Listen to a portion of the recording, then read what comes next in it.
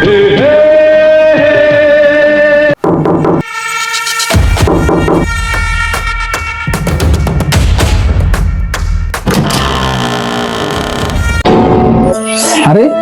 তুমি এখানে কি খুঁজতে আসছো?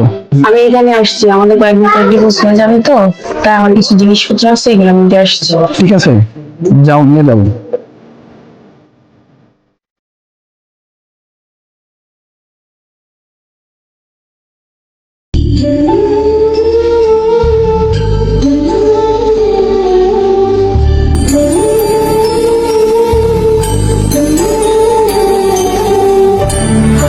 কি ব্যাপার, তোমার ডার্ক সার্কেল একটু বেড়ে গেছে কেন? তুমি কি ওষুধ খাও না ঠিক মতো? খাই, তবে কোনো কোনো সময় কাজের চাপে ভুলে যাই। ডাক্তার বলছে সব ঠিক হয়ে যাবে। এতটা অমনোযোগী কেন? ডাক্তার কি বলছে জানো না? ঠিক মতো ওষুধগুলো খেতে। তাহলে ওষুধগুলো ঠিক মতো খাচ্ছ না কেন? চেষ্টা করব পরবর্তী সময় সবকিছু ঠিকঠাক করতে। কিন্তু তোমার হাতে আলাদা একটা কিসের এটা? পুরার মতো দেখা যাচ্ছে। ওই তেমন কিছু না তো, এই তো একটু ইস্ত্রি করতে গিয়ে হাতে লেগে গেছে। আসলে আমার অভ্যেস নাই তো, আগে তো তুমি ইস্ত্রি করে দিতে, এখন আমাকে ইস্ত্রি করতে হয়। আস্তে আস্তে ঠিক হয়ে যাবে। মন দিয়ে কাজ করতে হবে, সবসময় সবাই পাশে থাকেন। এরপর থেকে তো আমি তোমার কাছে থাকবো না, বাট মন দিয়ে কাজ করবে। এখন থেকে মন দিয়েই কাজ করবে। আচ্ছা, তুমি তো রান্না করতে পারো না, এখন তাহলে কিভাবে রান্না করো?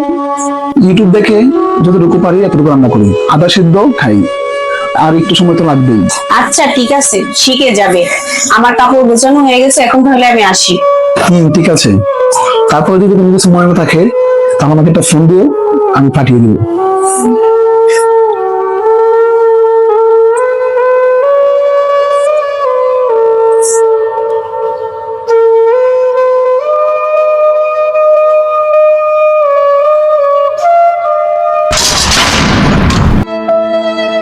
যারা, তোমার সাথে আমার কিছু কথা ছিল।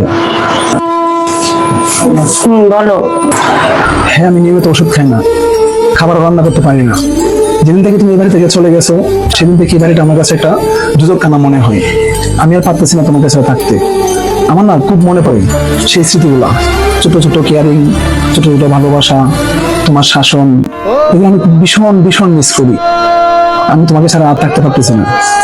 আমরা দুজনে না নিজেদের গোটাকে বাঁচিয়ে রেখেছি, কেউ কারোর কাছে হাঁটতে শিখিনি, দুজনের কাছে জিততে শিখেছি শুধু। আমি আর সেটাকে বাঁচিয়ে রাখতে চাই না। আমি কিছু না হয় বুঝে নিব, আর বাকিটা তুমি বুঝে নিও। আমি তোমাকে ছাড়া এক মুহূর্ত এখানে ভালো নেই। তুমি প্লিজ আমাকে ছেড়ে যেও না, প্লিজ।